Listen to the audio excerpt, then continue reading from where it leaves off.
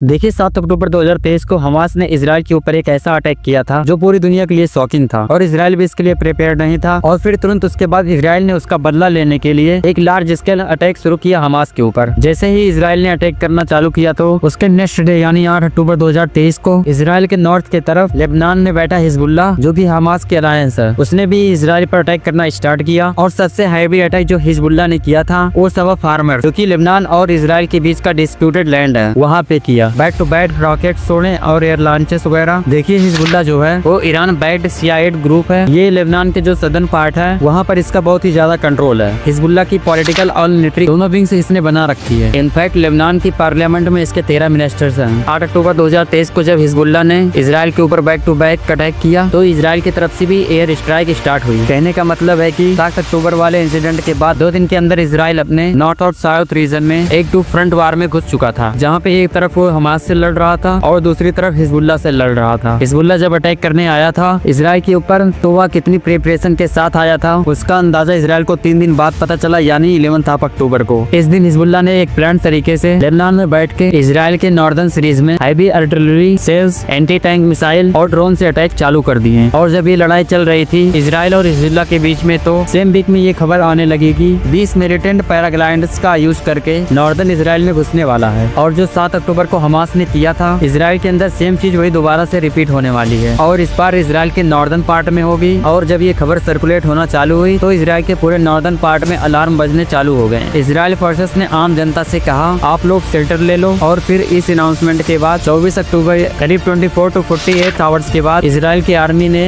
बताया कि ये फॉल्स अलार्म था जो कि ह्यूमन एरर की वजह से बजा था और जो ये इन्फॉर्मेशन है ये सही नहीं थी और कंसर्न की कोई बात नहीं है। लेकिन जो इजरायली सिटीजन थे जो इजराइल के नॉर्दर्न एरिया में रह रहे थे यानी कि लेबनान के बॉर्डर के पास, उन्होंने थोड़े दिन पहले ही देखा था कि हमास ने किस तरीके से इजराइल के अंदर घुस के हम मारकाट मचाई है। और सेम टाइम में हिजबुल्लाह था जो वो काफी हैवी अटैक कर रहा था। तो इजराइल के नॉर्दर्न एरिया में जो इजरायली सिटीजन थे वे डर गए थे और करीब 96,000 इजरायली वे लेबनान के बॉर्डर के पास यानी कि जो इजराइल के नॉर्दर्न एरिया में रह रहे थे वो एरिया छोड़ के यानी कि अपने घर वगैरह छोड़ के दूसरी तरफ आ गए। और जो लेबनान वाली साइड थी वहाँ पे भी जो सिविलियंस थे वो भी पीछे हट गए थे। अब जब ये चीजें सारी शुरू हुई तो नेतन्याहू के ऊपर अपोजिशन की तरफ से बहुत बड़ा प्रेशर आ गया। थोड़े दिन पहले इजराइल में साउथ अटैक हुआ था, वहाँ से लोग भागे। अब और नॉर्थ में भी अटैक के डर से लोगों को अपना घर छोड़ के भागने पड़ रहे हैं कि एक इजरायली जो है जो आम जनता है वह अपने ही घर में नहीं रह पा रही है, उसको कैंप में रहना पड़ रहा है। तो इस चीज को लेके जो इजराइल का अपोजिशन था उन्होंने नेतन्याहू के ऊपर बहुत ही ज्यादा प्रेशर बनाया और बताया कि यह एक फेलियर है नेतन्याहू का। और जब ये बात बहुत ही ज्यादा उठने लगी तो नेतन्याहू ने प्रॉमिस किया कि वो बहुत ही जल्द दोबारा से जो इजरायली हैं